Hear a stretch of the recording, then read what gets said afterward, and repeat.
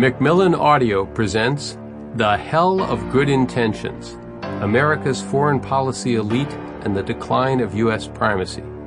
Written and narrated for you by Stephen M. Walt.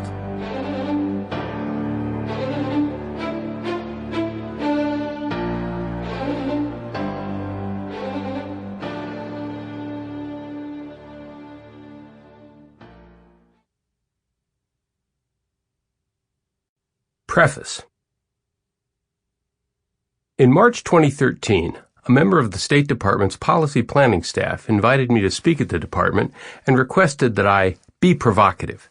Happy to comply, I titled my talk, Why U.S. Foreign Policy Keeps Failing. A lively but friendly discussion followed, and it occurred to me afterward that my remarks might form the basis for a short book. I estimated it would take about a year to write. Like the men and women responsible for U.S. foreign policy in recent years, I badly misjudged the difficulty of the task I had undertaken. Nonetheless, a full draft of the manuscript was complete in October 2016, and I anticipated the book would appear near the end of Hillary Clinton's first year as president.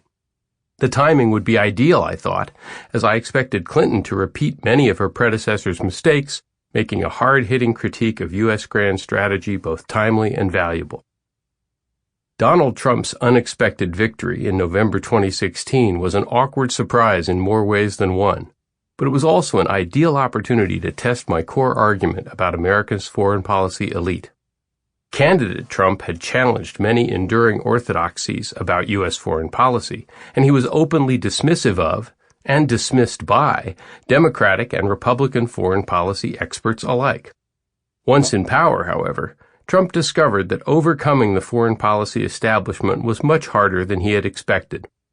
Trump's presidential style is obviously different from his predecessors, and he has altered U.S. policy in some significant ways, but the foreign policy revolution that he promised back in 2016 remains unrealized. This book will help you understand why.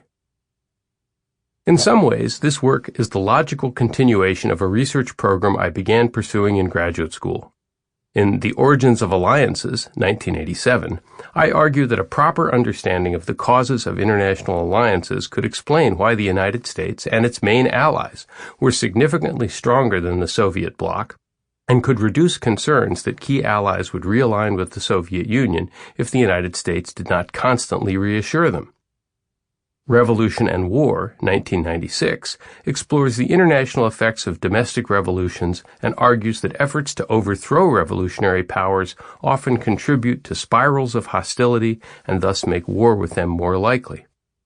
Taming American Power, 2005, explains why both friends and foes were concerned about America's dominant position after the Cold War, shows how other states were trying to counter U.S. power or exploit it for their own ends, and argues that the United States could have diffused such efforts by adopting a more restrained foreign policy.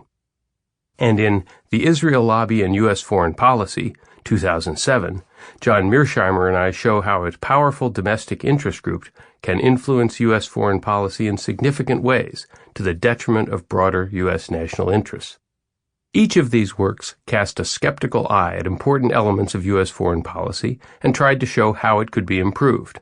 The present book develops that theme in detail, focusing on the enduring role that elite foreign policy institutions play in shaping U.S. strategy and managing America's relations with the wider world. In particular, this book seeks to explain why the United States spent the past quarter century pursuing an ambitious, unrealistic, and mostly unsuccessful foreign policy.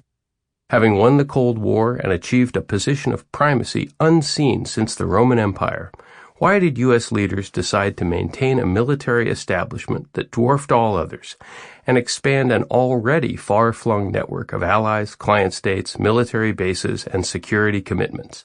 Instead of greeting the defeat of its principal rival as an opportunity to reduce America's global burdens, why did both Democrats and Republicans embark on an ill-considered campaign to spread democracy, markets, and other liberal values around the world? This strategy, sometimes termed liberal hegemony, has been a costly failure. Yet 3 successive administrations, under Clinton, Bush, and Obama, Sample complete. Ready to continue?